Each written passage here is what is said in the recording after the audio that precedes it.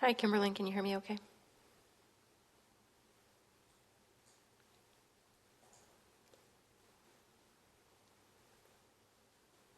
You are still muted. I can. How are you? Okay. Good. Good. How are you? I'm doing well, thank you.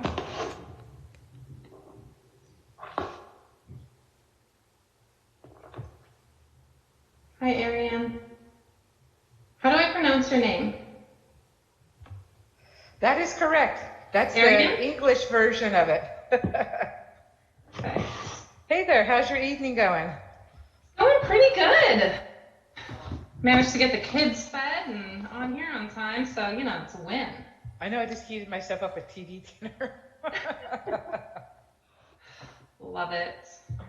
Hey, it just is what it is. My work day starts at 6 a.m., so I had a little downtime, then I worked on somebody's computer, and now I'm doing this. I love it. Ariane, what do you do for a living?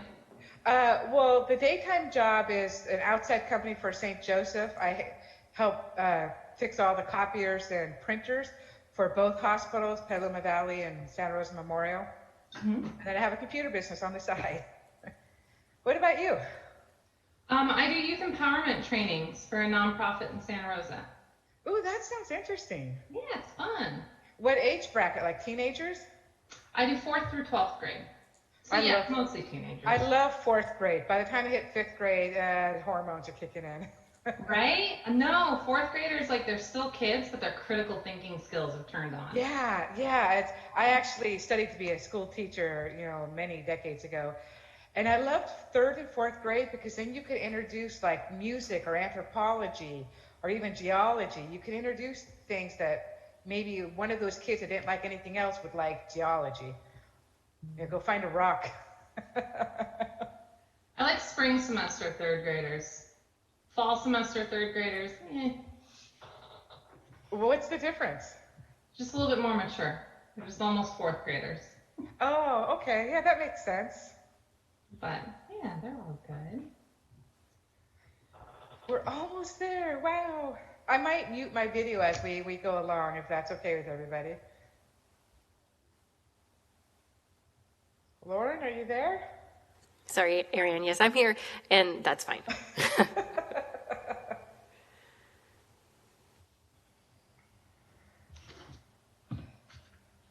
I should turn on the TV channel so I can see myself on TV.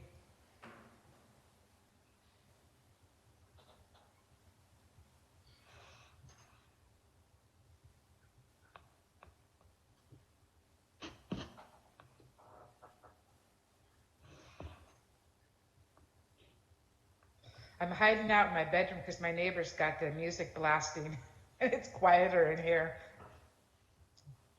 It's not even music I like.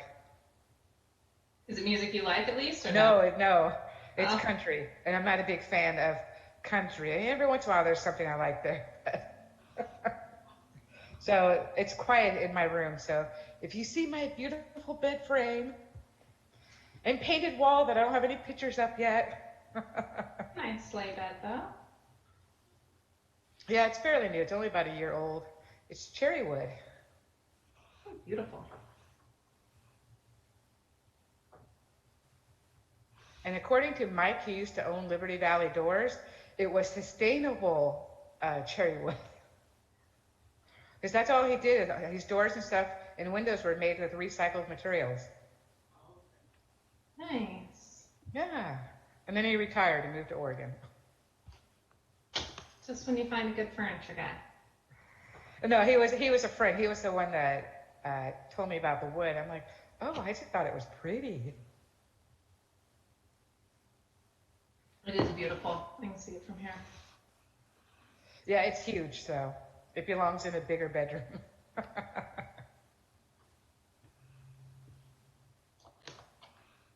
How old are your kids? 3 and 12. Wow, that's a span. It is. It is. Is the Well, 3 year? one I got an easy way and one came the hard way, so. Aw. Is a 3-year-old potty trained?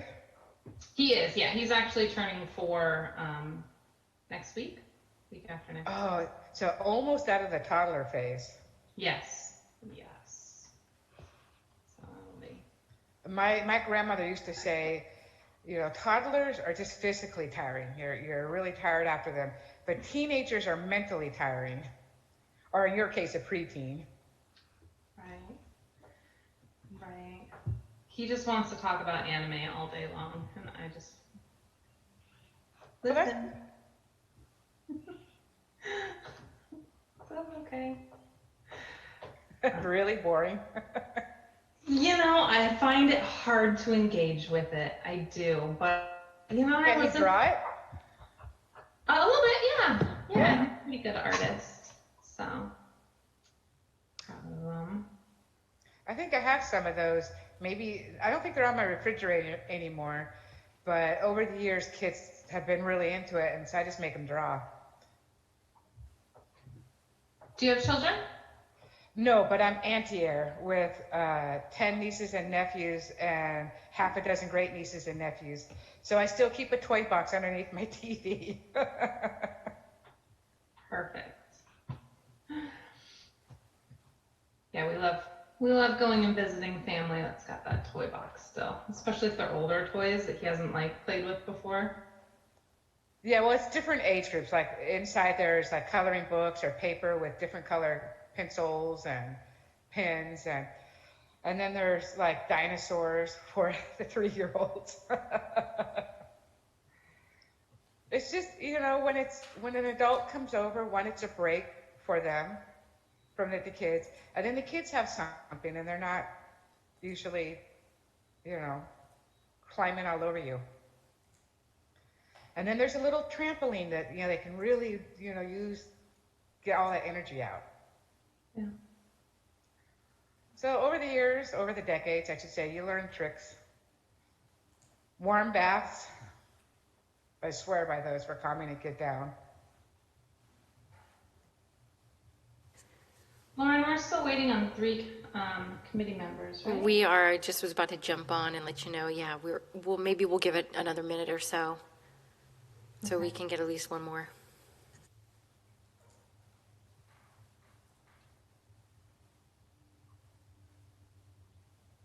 Hi, James.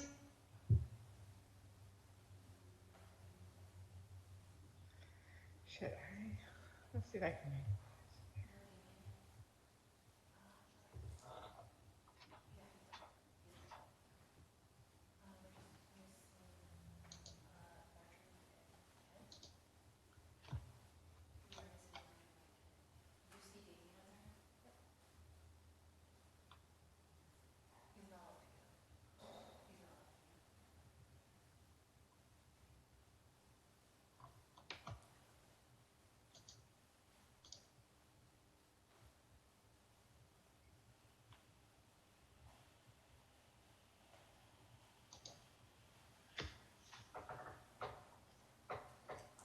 Hi, Damien.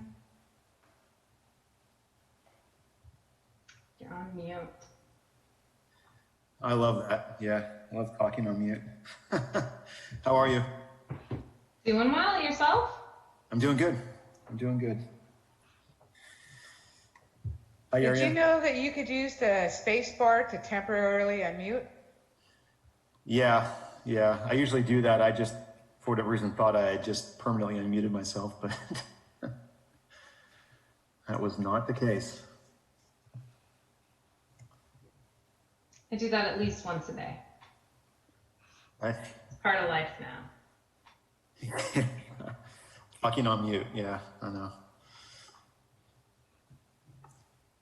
Could be worse. You could be working in hospitals like me. The only good thing that's come out of COVID is I have both shots. Yeah. What do you do at the hospitals, Ariane? I fix their, I'm an outside vendor, or at least the company I work for. It's an outside vendor. We fix all the copiers and printers. And then I still have my computer business a little bit on the side. Mm. And Yep. Petaluma Valley Hospital is a much nicer place to go than Santa Rosa Memorial. Huh. Why? Just, you mean because it's Santa Rosa Memorial is super busy and crazy? Well, it depends what you need. I mean, if you have a high-end trauma, Memorial is the way to go. But Petaluma Valley is a smaller hospital, more community oriented, and the people aren't as harsh. That's not the right word. I can't think of the right word. But if you have to go to one of those places and it's not a severe trauma, do Petaluma Valley. Yeah, Or Kaiser or Sutter, depending on where you're. yeah. It's just been no fun working in hospitals for the last year. Yeah, there's definitely a lot of IT in hospitals.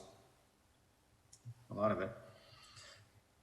Yeah, I'm not even IT, but everybody knows I do computers, so I get stopped in the hall a lot for things that are not copiers, but that's okay.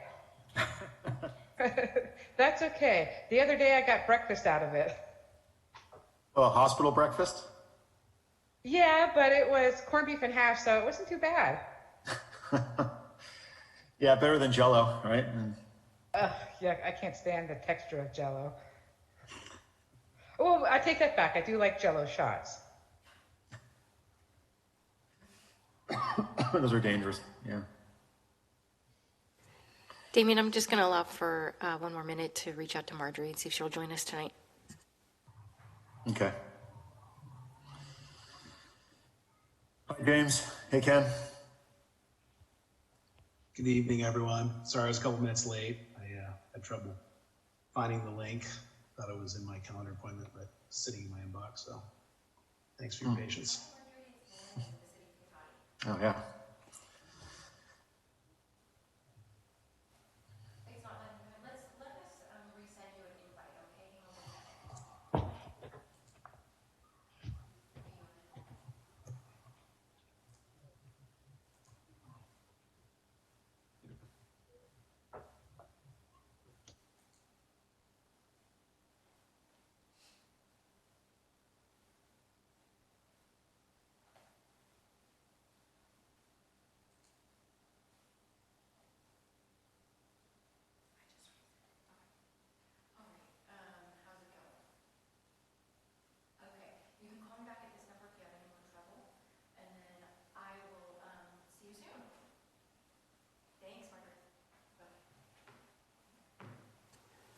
Marjorie will be with us in just a moment.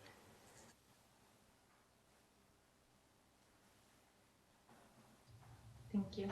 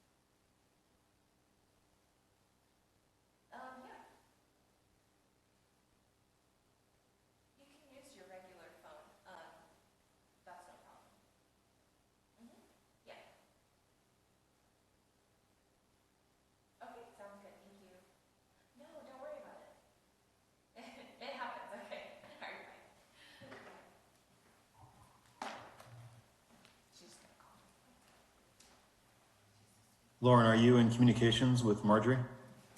Yeah, I actually just got off the phone with her, and she is going to be dialing in. Do you want to get started? Or do you want to give her another minute?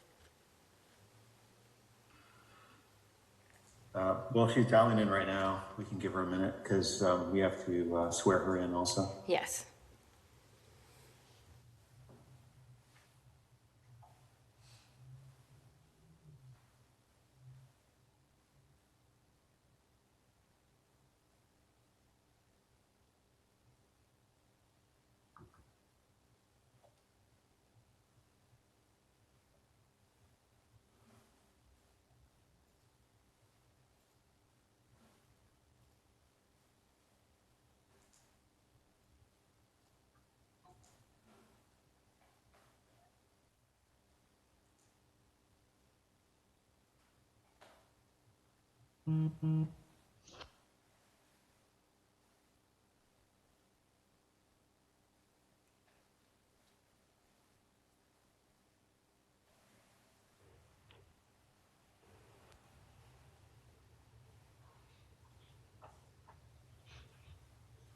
Hi, Marjorie. Hi, Welcome. thank you. Well, this is a new experience. Kimberlyn, you can go ahead and call the meeting to order. Okay. I call the meeting of the Measure G Oversight Committee to order. Lauren, can you please take roll call? Committee Member Savano. Here. Committee Member Eskew. Here. Committee Member Crumpshears. Here, Vice Chair O'Rourke.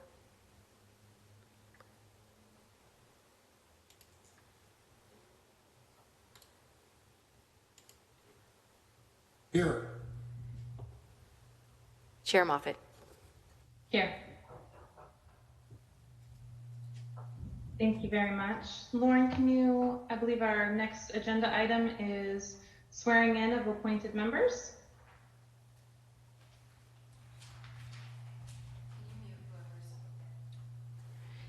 Thank you, Chair Moffett. I would also like to recognize a correction to that agenda item, specifically the swearing of appointed members Arian Eskew and Marjorie Crumpshears, and should also reflect, for the record, Kimberlyn Moffett. And if you three will please raise your right hand and repeat after me. I state your name. I, Marjorie Crump Shears, Do solemnly swear that I will support and defend the Constitution of the United States Do solemnly do solemnly swear that I will support and defend the Constitution of the United States and the Constitution of the State of California and the Constitution of and the Constitution of the State of California against all enemies, foreign and domestic, against all enemies, foreign and domestic, that I will bear true faith and allegiance that I will bear true faith however true faith and allegiance to the Constitution of the United States and the Constitution of the State of California, to the Constitution to of the Constitution of the United States and the Constitution of the State of California, that I take this obligation freely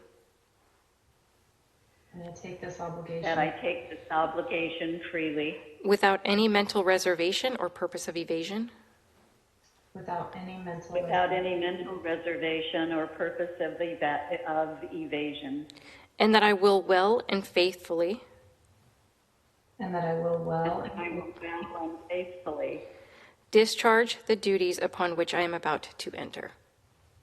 discharge the duties upon which I am about to enter. Congratulations and thank you for joining us. Thank you. Yes, congratulations, members Moffett, Eskew, and Crumpshears. Welcome.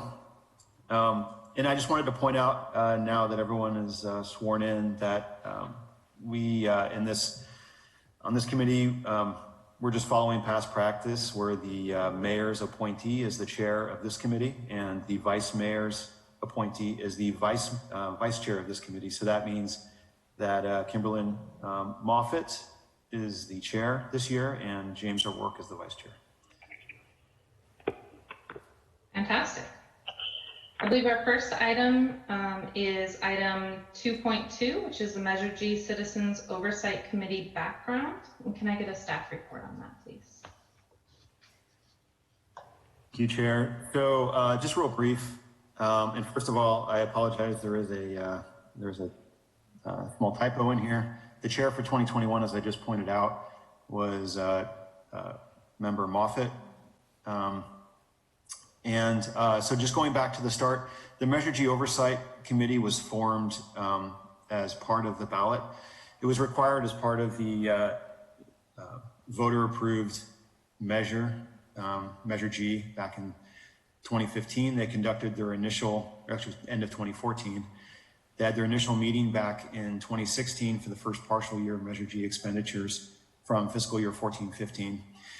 And it was at that meeting that that the rotational method was selected after a discussion of members. And you'll also notice in the packet is an overview of the Brown Act and some background information on the committee itself.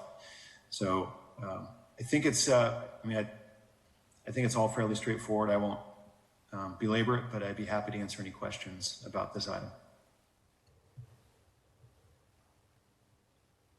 Are there any questions from the committee members? No? And at this time, are there any public comments on this item? Thank you, Chair Moffitt. For our attendees tonight, if you would like to make a public comment, please use the raise hand icon on your desktop or smart device. And you can also dial *9 from your telephone.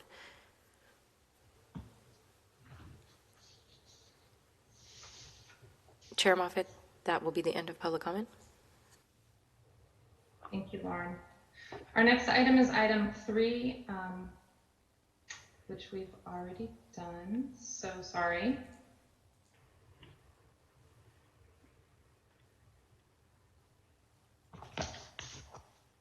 My apologies.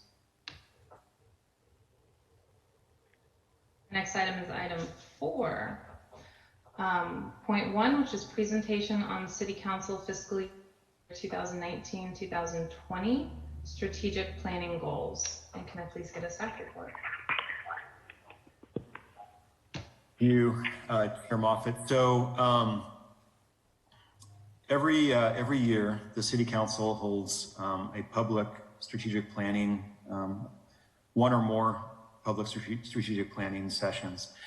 And in the packet, there are the goals and objectives, which are the high-level sort of roadmap or guidelines that the council makes their decisions within that framework. And this is on packet page starting on packet page 74. There's the goals and objectives for fiscal year 1920. And so the committee is meeting now because the City Council recently received their the CAFR, the end of the year financial audit. So all the numbers that we'll talk about tonight have been audited and are final. So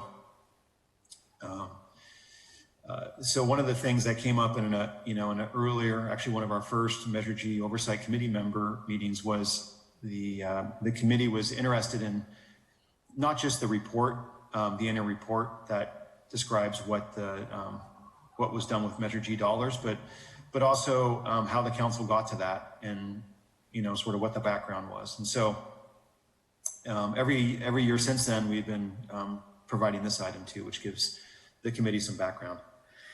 So on package page 74, goals at a high level are ensuring the long-term vitality of the city through economic development, providing core services that are consistent with the community's expectations and standards.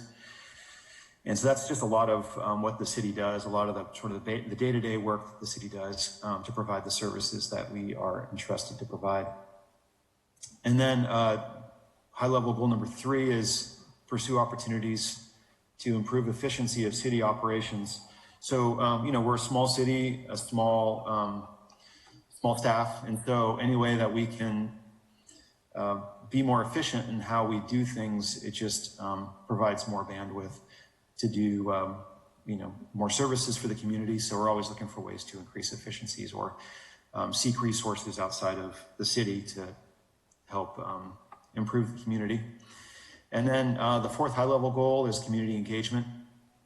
That has been, you know, has been consistently a high-level goal of the council, because, you know, we want to obviously, you know, do our best for the community and the residents, but we also want to make sure that people know what's going on. So if they have, you know, if they have comments or they want to engage or they want to provide feedback to us, they have some transparency, some insight into what we're working on. And at the very least, even if they're, even if they don't have any comments on what we're working on, at least they can, you know, at least they can feel like they're in the loop on what's going on.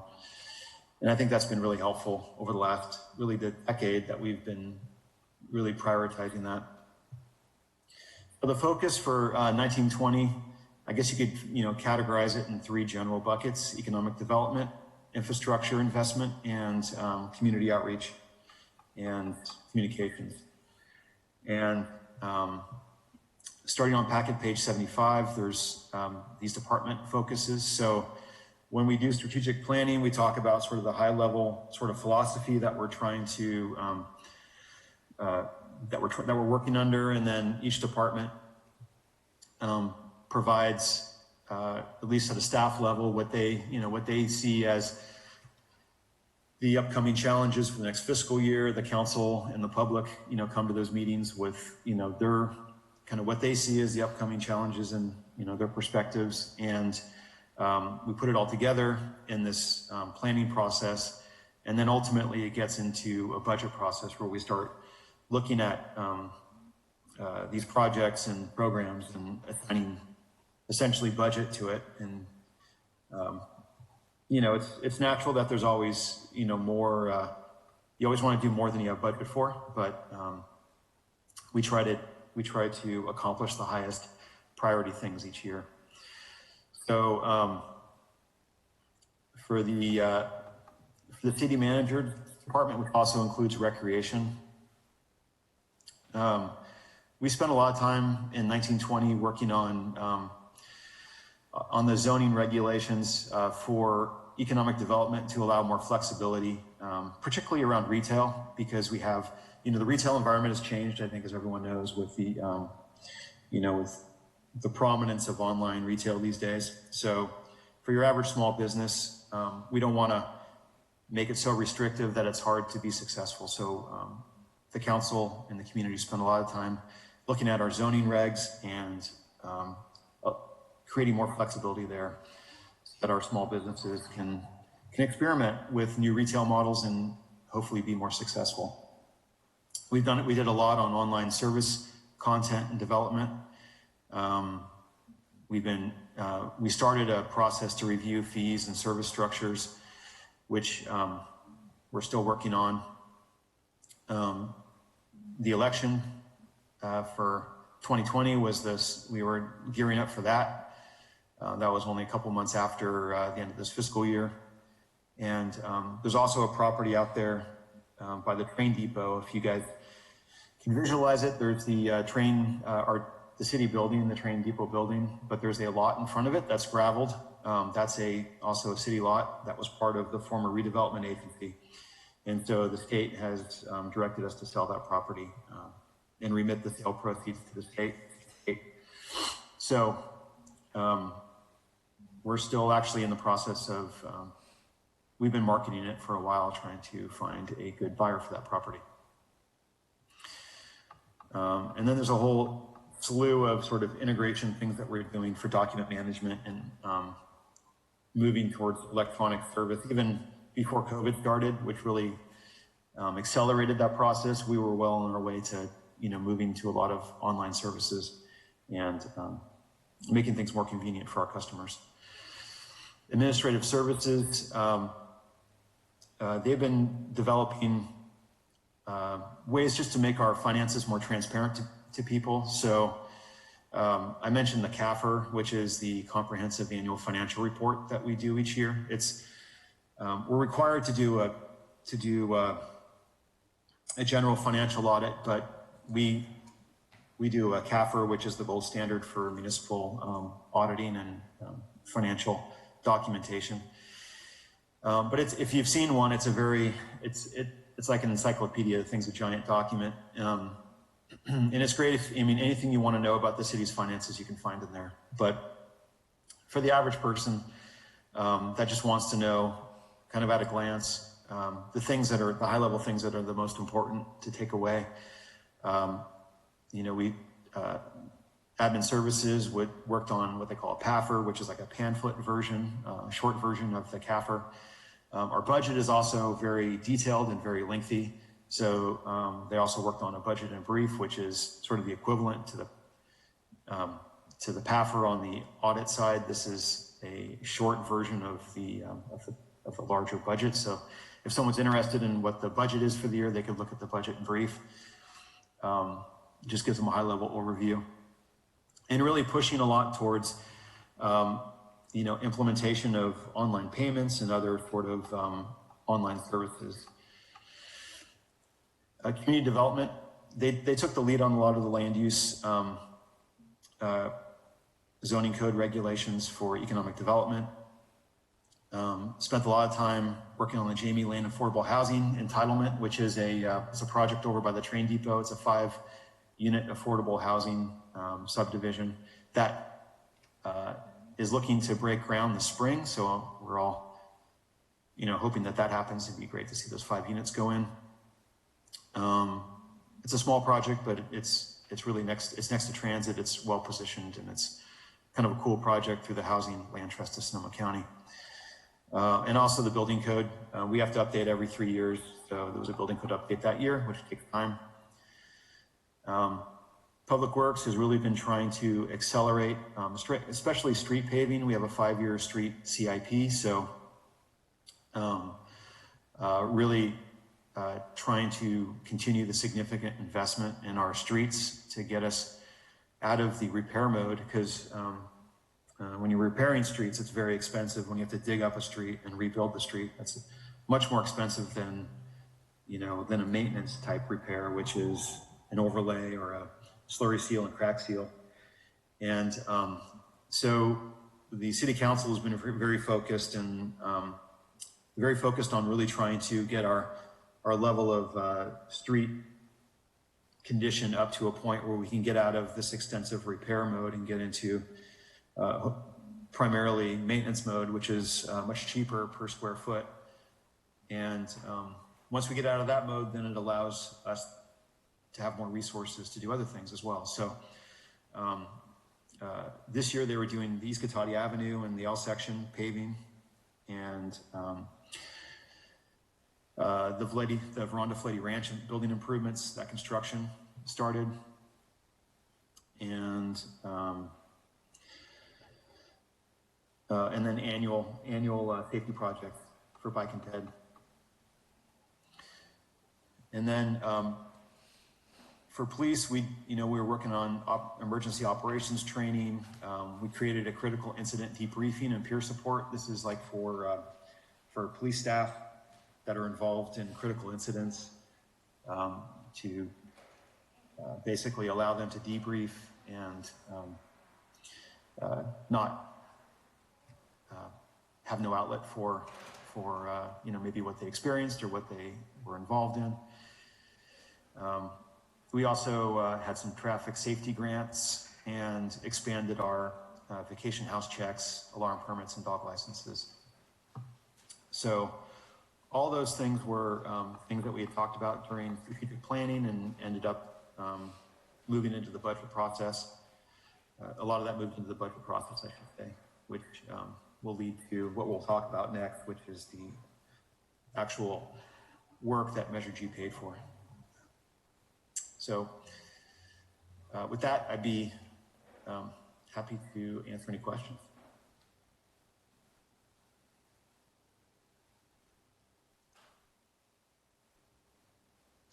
No questions. I just wanted to comment and congratulate staff on the CAFR financial status. That's a huge lift. And I've really appreciated seeing the work on the streets and the Folletti project. It's just great to see all of the progress. So please pass it on to staff. Thank you. Yeah, I will. Actually, Angela, who's here with us tonight, our Administrative Services Director, I forgot to mention this, but the PAFR and CAFR and the budget have all received multiple awards now. And that's one of our projects for next year is a display case for all the awards. We have to, for financial management. So it's all good. It's positive. So thank you. Congratulations. I'd like to echo Ken's sentiments. As a Cotati citizen, I really appreciate that work, and especially the PAFR, because the CAFR is extensive. And so I really appreciate how user-friendly it is.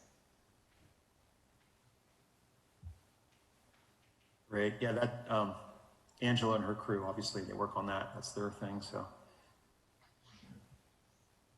good job, Angela. Any other questions or comments from the committee? Okay. Are there any public comments at this time? Thank you, Chair Moffett. And to our attendees again, please use your raise hand icon if you'd like to make a public comment. And that will end public comment. Okay. Then our next item is item 4.2, which is the Measure G annual report for fiscal year 2019 to 2020. Damien, can I get a staff report? Absolutely, thank you. And thank you for the high praise. Before I start the presentation, I do have to plug the PAFR. So right now, because we just got everything done, like Damien just said, to council, we got to publish the PAFR. And so we are doing trivia. So we're doing finance-based trivia. So check us out on Facebook for that real quick. And then Lauren, if you want to pull up the presentation. Yeah, Angela, I would also point out that the trivia does have, for each week, if you are a winner in the trivia contest, there's a gift card for a local business. So. Yeah. So motivation too, not just fun, but motivation, maybe a good coffee or something. So good evening, committee members and members of the public. Tonight, in conjunction with the full Measure D report for the fiscal year 1920 that was provided in the packet, we want to provide a summary in this presentation form of, again, we want to keep things condensed, easy to digest formats for everyone. So, in that same fashion, let me see if I can find the button. There it is. Okay. So, with this presentation, we'll briefly go over really what Measure G is, what the funds were that were received, how those funds were expended over the fiscal year by category, and then by function, and then finally a report out on the audit opinion of the expenditures and revenues. So really, what is Measure G? So the purpose of Measure G is for funding essential city services that our citizens have decided this is what needs to be spent on for the guidelines on what Damien just went through of all of our strategic planning and goals. The voters approved this 1% sales tax. It was approved on June 2014 and enacted in October 2014. This replaced the Measure A sales tax, which expired in 2015, but that was only a 1 cent, or sorry, a half a cent sales tax versus the 1%. This was, Measure G was renewed by voters with the Measure S, which just recently in November 2020. So what is the sales tax that's, that this is a part of? So for those items that sales tax is imposed on, because it's not on every transaction that you're subject to sales tax, but those taxable transactions here in Cotati, the overall tax rate is 9.25%. Of that sales tax, 7.25% of that 9.25, that goes to the state or other county or other special districts. So the Katati gets 2% sales tax. Of that, half of it is Measure G. So a piece of a piece of a piece. So how much funding does really Measure G provide? So here's just a step up of the fiscal years of how much funding we're able to get from just this small sales tax. So for fiscal year 1920, the total receipts were approximately 2.5 million. The state does, of course, have their administrative fees that they take off the top before they even give it over to us, but that's usually less than 1/10 of a percent. It's a really small amount, about $12,000 a year. And these are all administered by the CDTFA.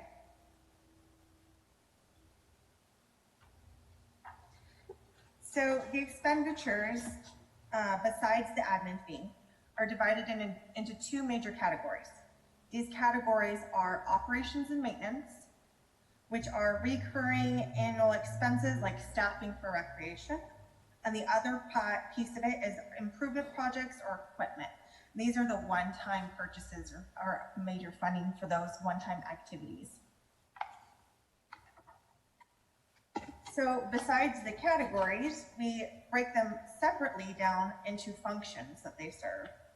So the first is really the public safety, which is facilitating continuing services and dispatch services, and we'll go into that a little bit farther with each one of these categories. The second one is streets, including sidewalks and storm drains, and then park and landscape programs, public buildings, last but not least is recreation. So those are the different categories we break it down into the functions we break it down into. So this slide is primarily here to show comparative year over year with the allocation of these fundings by those functions. So we do try and keep them, within the same range of funding by the different things. And the major changes are primarily due to those one-time operations or one-time projects, one-time equipment expenditures that are classified in the different categories.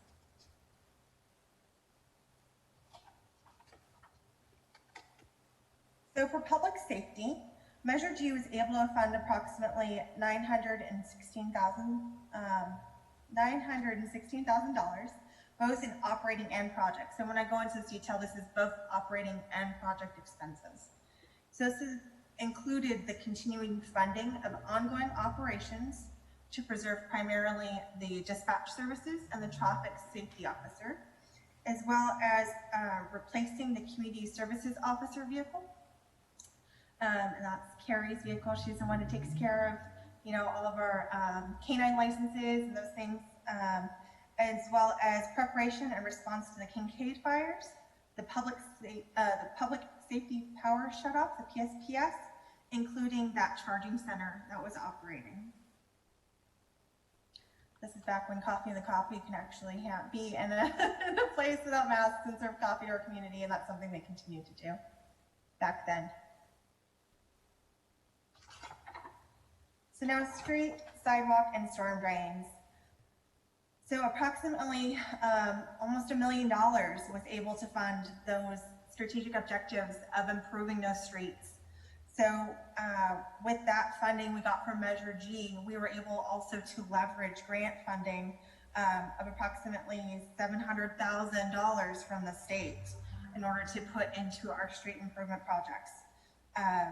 This included the completion of the L section street paving, as well as along East Katati Avenue.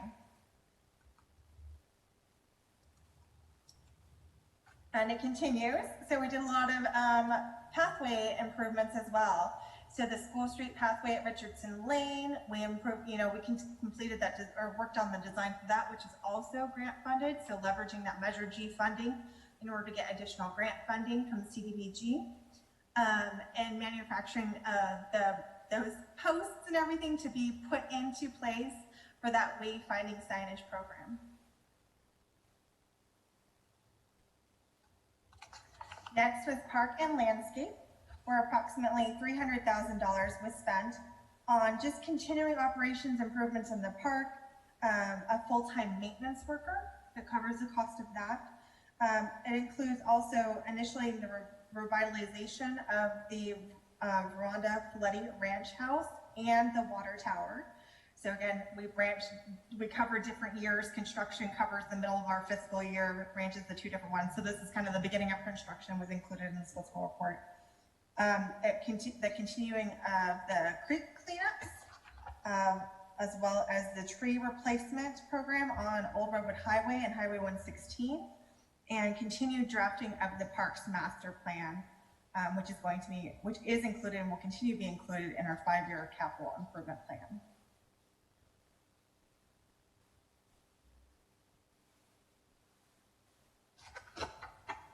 So next is the building program, where approximately $80,000 was expended again on the operational cost. Funding for a building official is the main component of that, as well as the code enforcement work that's done. Also, it's the start of the design on the Civic Center refurbishment project.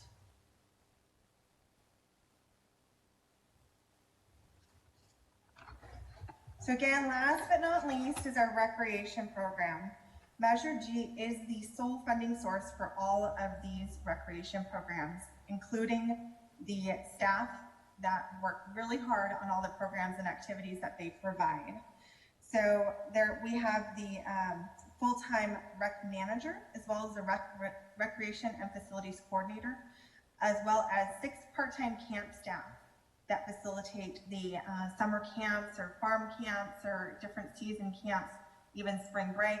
You know, they're the ones that come in and work with the kids during this time. It's weird to think about kids in a spot going to camps, but it's happening and it's still happening now. We're continuing to provide some camps on limited space and capacity. We also continue to provide the activity guide. We have the different services that they provided, again, for the PSPS charging station. And so they also coordinated city food drives and supported local food scarcity support during COVID-19 when this was just starting at the end of this fiscal year.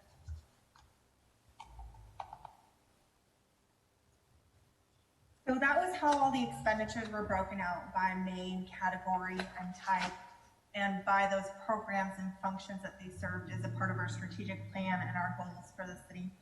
And these were subject to an audit by our new independent auditors, Badawi and Associates. We had a clean audit opinion. They had no conflicts or comments on anything related to Measure G. The audit was concluded in October, the field work, and we finally got the report drafted, completed. Like we said, it's a giant report. And beginning of January, got that to council and hopefully again for another GFOA award. So that's the end of my report. I'm happy to take any questions.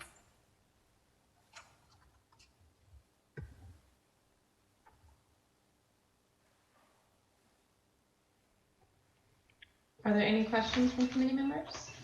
Yes, I have a question. My hand's been raised for a little bit. So this is Ariane, and I have that I do every year at this when we do these meetings is the percentage of the budget going to public safety. When we first started this out, it was going, as you showed in your chart, at 40%, which was way too much. We're still not down to 1/3% of the budget, and I thought that was the goal, is that public safety never took more than 30% of the budget.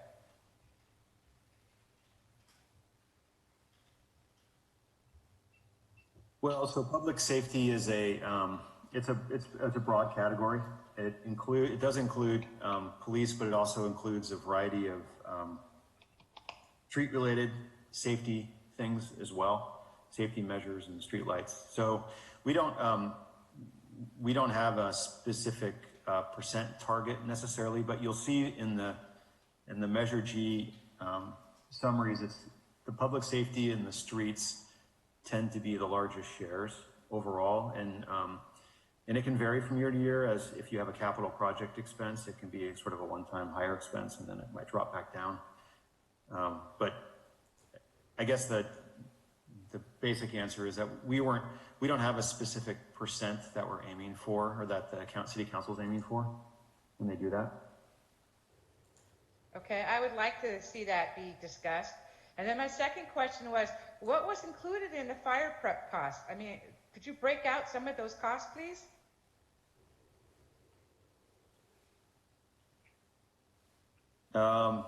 So we have, I think maybe you're referring to some like the PSPS and some of those type expenses. Is that correct? I just saw that one line item saying what there were fire prep costs, and I'm curious as to what some of those were. If they actually contained a line item. So there was funding for fuel tank and trailer to haul fuel to the generator so we can provide that charging station to our community.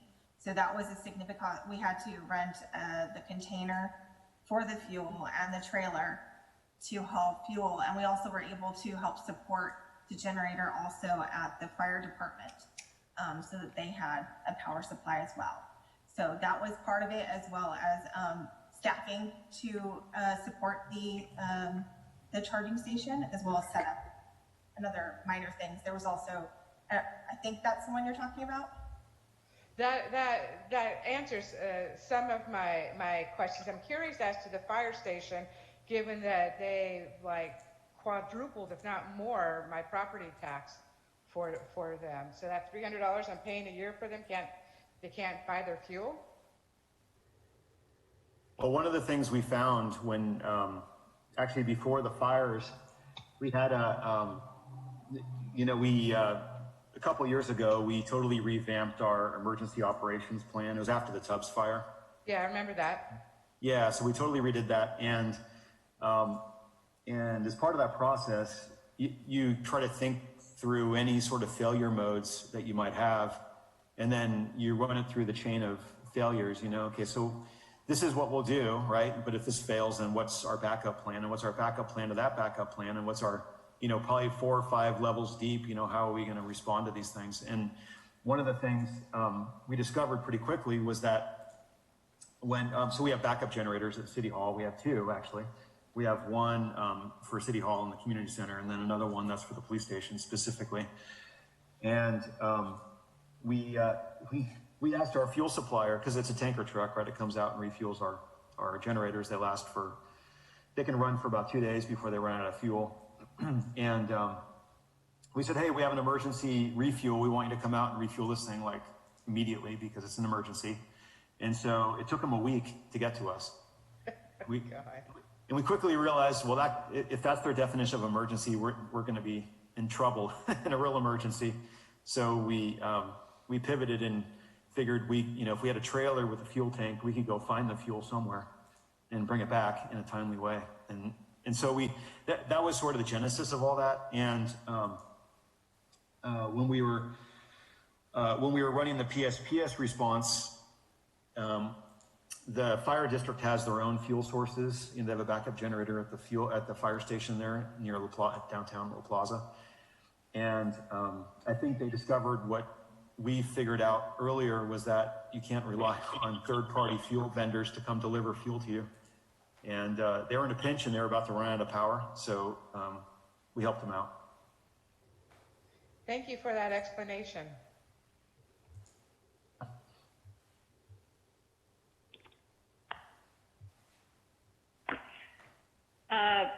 This is Marjorie here. I can't see anything. I'm just listening on my phone. May I speak at this point? Yes, you may. Oh, okay. Thank you. As one of the 2 newest members of this committee, I am struggling because I'm a visual learner and I can't see anything because I'm having to use my phone and not my computer. So I am making some assumptions that I will be able to go online to the website to get basic information about our city and Measure G. That's number 1.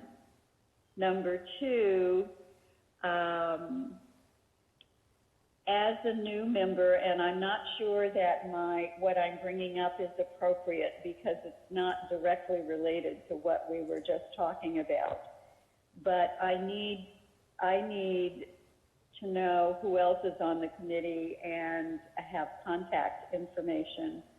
The person who just asked questions has obviously been on for a while, so she would be a good person for me to talk with. And the third thing here is, how are we affected by the Brown Act, if at all? Okay. Feel free to answer this at any time, even with an email, rather than during this meeting. But I wanted to bring these up while they are on my mind. Thank you. Kara, I'd be happy to try to address that or answer some of those questions. Starting in reverse, yes, this is a Brown Act body, which means it follows the Brown Act.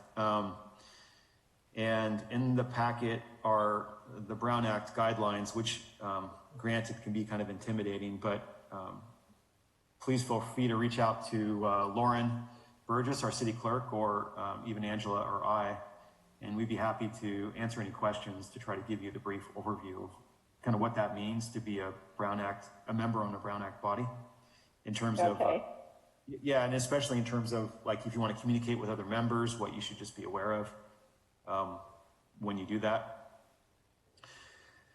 And in terms of the information, yeah, so the packet has the report in it, and then of course our city website has all of the not only the current information about Measure G, but all the prior year's information. So it's all there on the website. Okay. Yeah.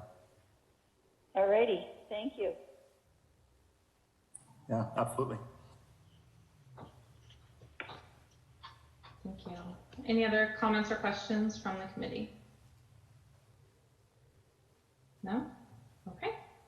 Then at this time, I'd like to open it to public comment. Chair Moffett, there appears to be no public comment. Okay.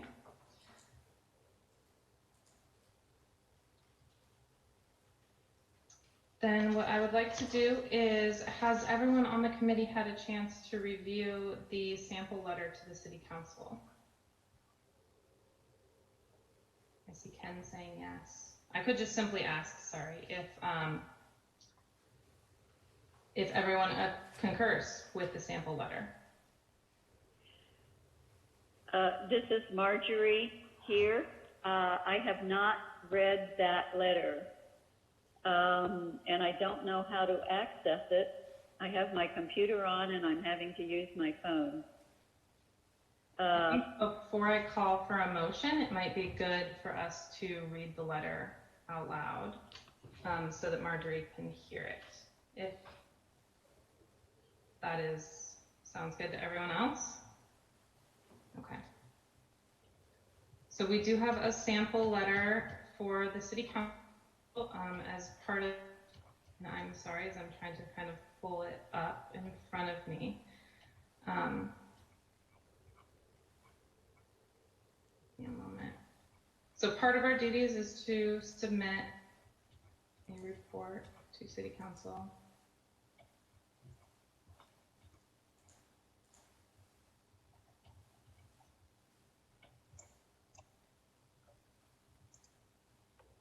Lauren or Damien, you wouldn't happen to know what page it is on, would you?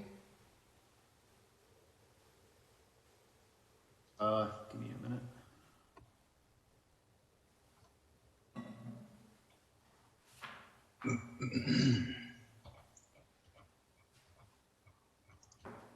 Page 120 of the packet. Thank you so much.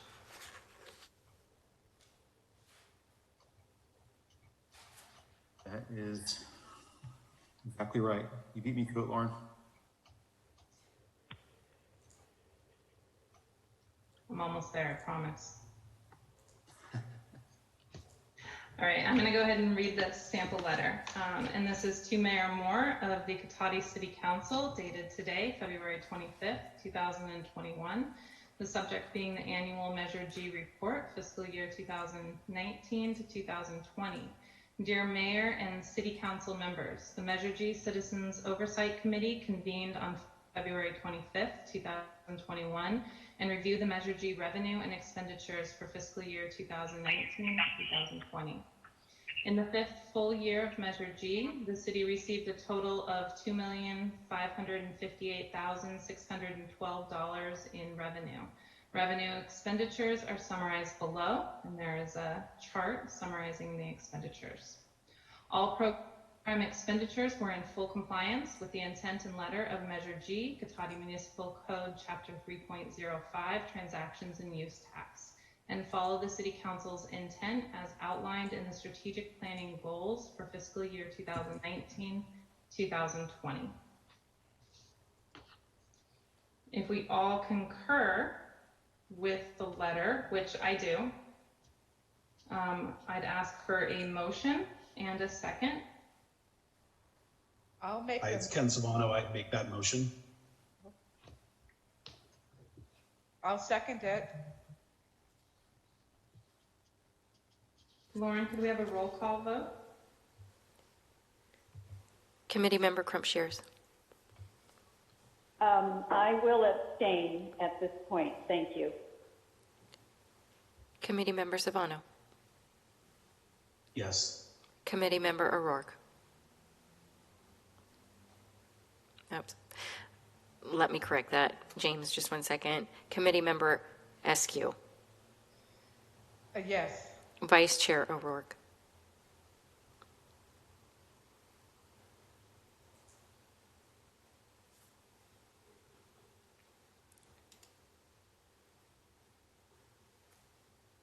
Vice Chair O'Rourke.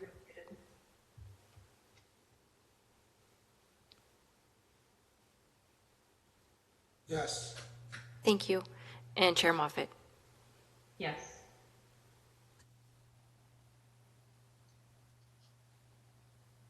Okay, I believe that's passed. Yeah, 4-0 with one abstention. Thank you. All right, our next agenda item is item 4.3, which is the presentation of an update on the transition from Measure G to Measure S. Can I please get a staff report? Yes, thank you, Chair, members of the committee. So as I think everyone on this call knows, in November, the voters approved a renewal and extension of Measure G. So it's now Measure S. And we were fortunate, I think, to have as much support as we did. It was about 75% approval for that measure, which is, even looking at all the other measures going on at that time countywide, it was, I think, the highest approval numbers of any of the local taxes that were being considered on November's ballot. So I think the City Council was appreciative that the community did support the continuation of the measure at the level they did. And how sort of the nuts and bolts of this is how it works is in November election, the new measure will be effective as of April of this year. They're just the mechanics of it. Take the state agency that administers this is the CDTFA, and it just takes a while kind of for that machinery to work and then actually implement it. So as of April of 2021, Measure S will be officially in place, and then Measure G will no longer be the local revenue measure. So so for the next year's report, it'll be partially Measure G and partially Measure S. But I think, moving forward, you guys will be known as the Measure S Citizens Oversight Committee in future years. So this is I guess if anyone's nostalgic about Measure G, this will be the last, Measure G Oversight Committee meeting, at least for now, because April we go to Measure S. And just some things that I'll just point out that I think might be of some interest to this group.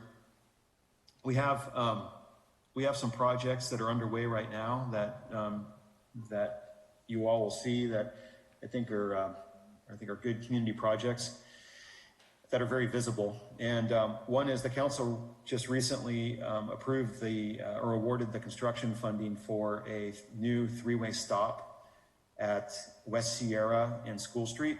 So right there on the west side of the freeway overpass, where people come barreling in and out from the unincorporated part of the county into our community down West Sierra. So it puts a stop right there, and it also makes it safer for people coming out of that whole West School Street neighborhood to be able to exit out of there without being worried about getting clipped by a car flying around the corner, because the visibility is not great there either if you're coming down on School Street. That project also includes a new pedestrian crosswalk at Cypress. So at the bottom of Cypress, where people often are trying to cross West Sierra to get over to the park, or just get on the other side of the road, it's going to be those flashing amber, crosswalks like you see in downtown. So that are a version of what's in downtown to make that safer, along with some striping. We're finishing up the design of the phase 2 of the wayfinding program. So some of the signage you've seen around town is phase 1. Phase 2 includes a lot of kiosks and sort of downtown interpretive signage, that type of thing. So that's going to be going in soon here before the end of this current fiscal year. And paving continues to be a priority, like I mentioned earlier, to really try to bring our road conditions up so that we can get out of the repair mode and get into a much more maintenance mode, which is just more cost effective and better use of the community's resources. So look for paving. There's gonna be more of that. We just finished some workshops on Katati Park. So we're replacing the playgrounds there and doing some other work as well. And we had some public workshops over the last couple of weeks. And also there's gonna be an online survey soon.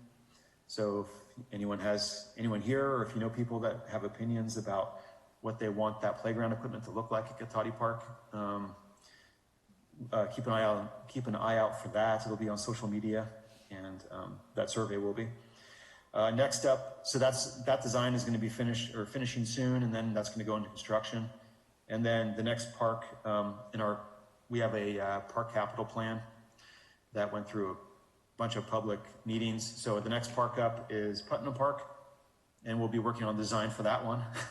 And then we'll be working our way around town each year, doing a different park and adding improvements and doing a lot of the stuff that both refreshing things, but also new things that the community asked for in the park capital plan. So that's going on, as well as I don't know if you've been to the Civic Center in the City Hall complex, but the roof is super old, and we're constantly patching it during rainstorms. So we're going to be replacing the roof on that here shortly this summer. And the last thing I'll just say, just to keep an eye out for, well, two things really. One is, so a lot of people have opinions about roads and road safety. So we have a local road safety program that we'll be standing up a website here very soon where people can go into that website and interactively, look at collision histories of, on the map of Katati's roads, and you can put your own notes on the map, like, hey, I think this intersection is really dangerous, or I think this stretch of road is dangerous, and we're in the process here soon of collecting all that information, and it's gonna, ultimately what's gonna happen to that is it's all gonna be compiled, and then in addition to some public meetings, and then it's gonna inform a whole list of kind of roadway, pedestrian, bicycle, vehicle kind of safety improvements that will then add into a plan that we'll start chipping away at.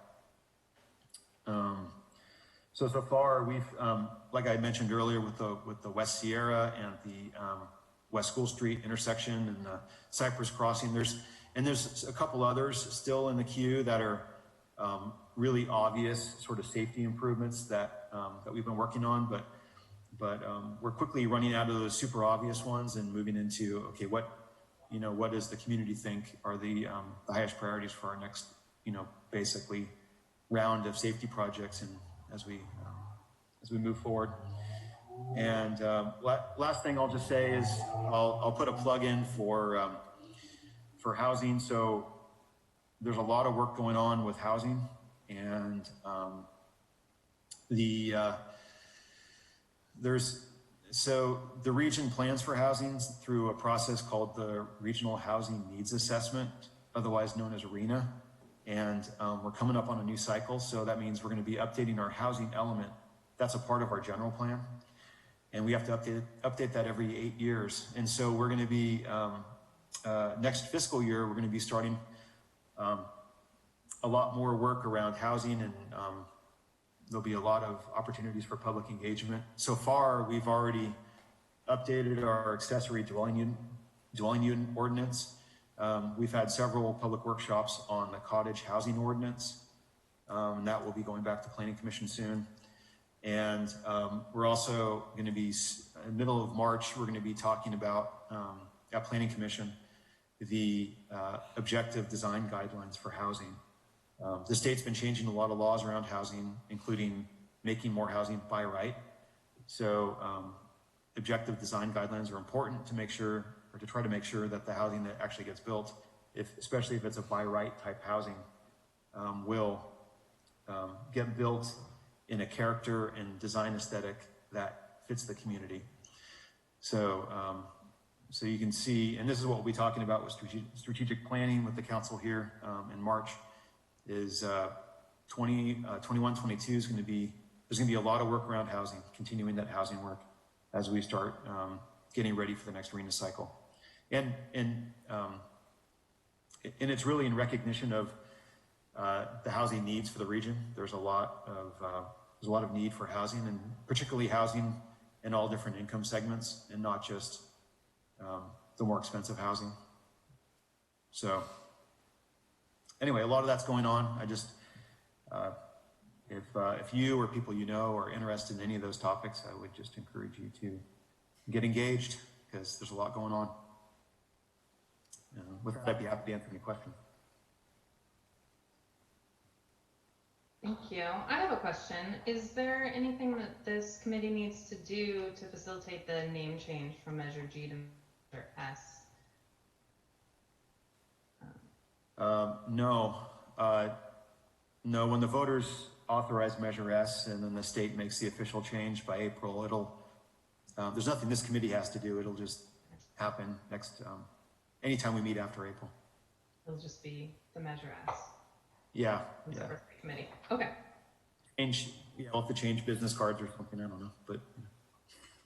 Just order them. Any other questions? Damien, again, I don't have a question. I just wanted to offer a couple of comments. I'm always, when you hear staff report on all the demands that are placed on the cities, even the consideration during emergencies of providing fuel, from the smallest to the greatest issues like housing. For those that aren't familiar with city government, it's really amazing the work that you all do and figure out how to make this money work to make the community better. And I think you're doing a great job. And I just wanted to pass on to Marjorie and also to Kimberlyn. It's nice to meet you.